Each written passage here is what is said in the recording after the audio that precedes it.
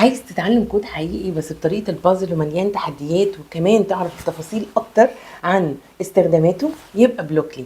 ويلا بينا نتعلم حاجة جديدة. اهلا بكل اصحابي المبرمجين. النهارده هنتكلم عن بلوكلي. الحقيقه بلوكلي دوت هو اقوى ديفلوبر تول جوجل منزلاها، وهي اوبن سورس لايبرري لاي حد يقدر ان هو يستخدمها، وناس كتيره جدا بتستخدمها انها تعمل بيها ابلكيشنز، وخاصه الابلكيشنز اللي هي بتبقى كود دراجنج. شركات كبيره جدا من اللي بتعمل حاجات تعليميه للاطفال وخاصه بفكره البلوج بروجرامينج بتستخدمها، وانت كمان تقدر ان انت تعلمه بمنتهى السهوله وتعمل كمان الفكره اللي خاصه بيك، وتقدر ان انت تعمل لها ببلش لو اتعلمت اللايبرري بتاعتها وفهمت ازاي بتشتغل ازاي. بس هي من الحاجات الموجوده بصراحه قويه جدا. كل اللينكات بتاع بلوكلي انا هحطها لكم تحت في الوصف، تقدروا انتوا تدوسوا عليها وتستكشفوا بلوكلي زي ما انتوا عايزين. من الحاجات كمان اللي حلوه جدا عندهم ان انت تقدر ان انت تراي بلوكلي، ان انت تفهم كده البلوكس بتاعته بتشتغل ازاي، وانت كمان بتقرا اللايبرري بتاعته لو انت ناوي ان انت تنفذ بيهم مشروع خاص بيك. ولو احنا هنا جربنا مع بعض فكره زي اللي انتوا شايفينها كده، لو جربنا في الكود اديتور اللي موجود على الويب سايت بتاع بلوكلي، هنلاقي ان احنا لو دوسنا هلو وورلد طلعت لي المسج بتاعت هلو وورلد وطلعها 3 مرات، لان هو كان في البرنامج كاتب كاونت ايكوال 3 يعني 3 مرات. وطبعا اللغه اللي مكتوبه على اليمين ديت هي تبقى الجافا سكريبت، وانت تقدر كمان ان انت تغير له من لغه للتانيه، وديت ميزه مهمه وقويه جدا في بلوكلي. لو انت عايز لسه جديد وعايز تتعلم مثلا اي لغه انت حاببها، اكس ام ال، بي اتش بي، لغات كتيره جدا ليها، فانت تقدر ان انت تستخدم البلوكس في ان انت تحط الحاجات اللي انت عايزها وتروح تشوفها مكتوبه ازاي في التكست. ما تقدرش تعمل اديت في التكست لان هي كلها بلوك بيز، بس انت بتقدر ان انت تستخدم البلوكس، وان انت لما بتحط بلوكس بتبقى اسهل، خاصه الناس اللي بتبقى بيجنرز ولسه بيتعلموا، ان انت تروح تشوف اللغه دي مكتوبه ازاي او البلوكس اللي انت حطيتها بتترجم ازاي بشكل التكست. وديت من الميزات القويه جدا في بلوكلي، لان هي كمان سبورت لغات برمجه كتيره جدا ومختلفه زي ما احنا شايفين كده على الشاشه. وكمان في شركات كتيره جدا مستخدماهم، سكراتش، ام اي تي، ميك كود، كلهم استخدموا الديفلوبر او اللايبرري بتاعت بلوكلي علشان يعملوا الافكار بتاعتهم ويعملوا الابلكيشنز بتاعتهم، فكلها بيزد واساسيه من بلوكلي. وتقدر انت تعمل ده بمنتهى السهوله بالديفلوبر تولز بتاعتهم لو اتعلمتها صح وفهمتها صح. بس بجد الموضوع مش كومبليكيتد، يعني اي حد يقدر ان هو يفهمها ويتعلمها لو عندك فكره وعايز تنفذها.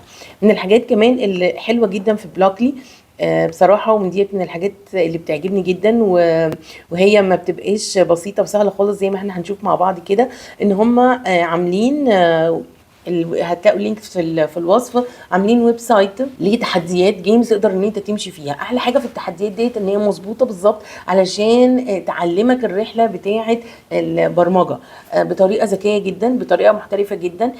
تنفع بصراحه، هي ما تنفعش صغيرين، يمكن اول تحدي بس هو اللي بيبقى سهل وبسيط، لكن اللي بعد كده بيبقى التحديات بتاعتهم بتصعب جدا لدرجه ان هي بتوصل لمراحل بيبقى فيها بروفيشنال ديفلوبرز هم عايزين ان هم يحلوها، ما بتبقاش سهله ابدا.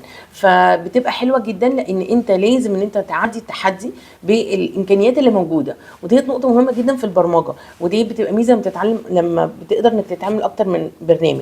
لازم تحل المشكله بالانبوتس اللي عندك، يعني عندي عدد بلوكس معين لازم استخدمهم، عندي مسار معين لازم امشي فيه، عندي فلازم تفكير منطقي على حسب المعطيات اللي عندي، على حسب الانبوتس اللي عندي.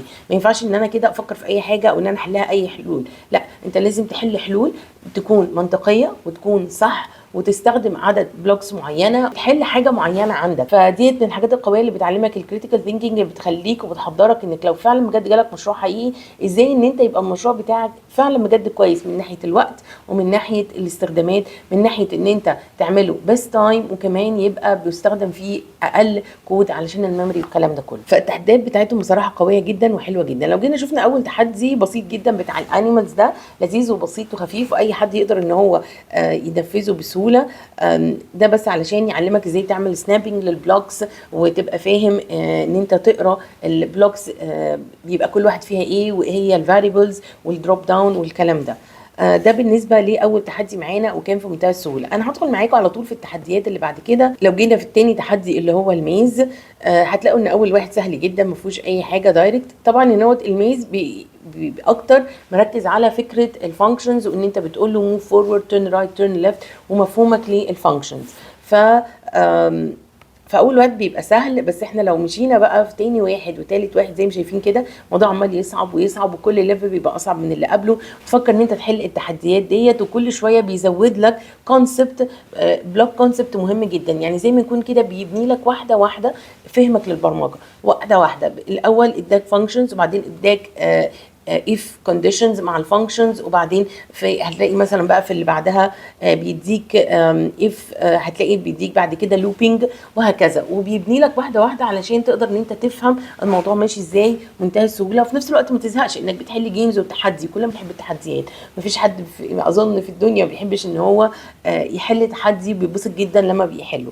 فكرته قويه جدا، واظن اي حد هيجربه هيتعلم وهيستفيد، وكانك بتلعب جيمز. لو جينا للتحدي اللي بعده اللي هو بتاع البيرد، هنلاقي ان هو التحدي بتاع البيرد بيقول لك ان هنا مركز اكتر على فكره ان انت ازاي تستخدم تفهم الموشن وتفهم التيرن بالانجلز. هتلاقي انه مركز على الحته دي جدا في البازل بتاع البيرد. بعدين النكست بازل، اللي هي التيرتل ديت من اشهر اللايبرز اللي موجوده في بايثون. هي دايما بترسم اشكال، فعشان كده هم مسمينها هنا، عشان كده هم مستخدمين ان هو فكره التيرتل زي ان انت تقدر ان انت ترسم اشكال. هتتعلم اكتر عن اللوبينج وفكره الريبيتنج بس نمبرز، هيبقى مركز عليها جدا على الفكره ديت. وكمان مع ان انت ازاي تكتب اللينس او عدد المرات او الانجل ازاي يلفها. فبصراحه مركز جدا على الريبيتيشن وعلى موضوع الدروينج والسكودينج، وطبعا اكيد دي حاجه من الكونسبتس المهمه جدا. البازل اللي بعدها بتتكلم عن الدروينج نفسه، هتتعلم اكتر عن البوزيشننج بتاع الاكس والواي، ازاي تفهم البوزيشننج وازاي ان انت تقدر تستخدمه في الكودينج صح علشان يرسم لك بالظبط الرسمه في المكان اللي انت عايزه، لان كل حاجه بتبقى حسب الشاشه اللي قدامك، ولازم تبقى عارف الاكس والواي بتاعتك والستارت والاند بتاع كل بيس انت عايز تحطها علشان تتحط في مكانها مظبوط.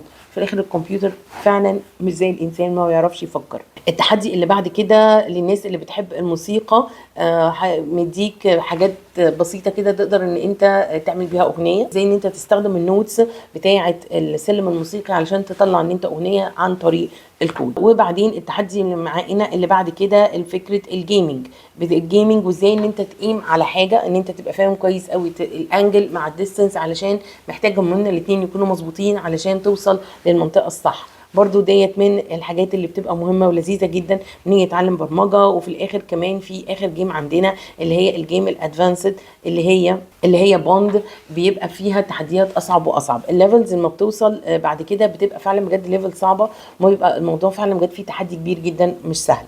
انا هحل معاكم بس الليفل 10 في التحدي الثاني، علشان اوريكم ازاي ان انتوا محتاجين ان انتوا تفكروا فيه بالتفصيل علشان تقدروا ان انتوا تحلوه. انا غيرت الشكل من على اليمين ان هو لو شفنا ان هو عملنا خالص على التوب رايت خالص على اليمين فوق، هتلاقي انك ممكن تدوس وتغير الثيم بتاعك.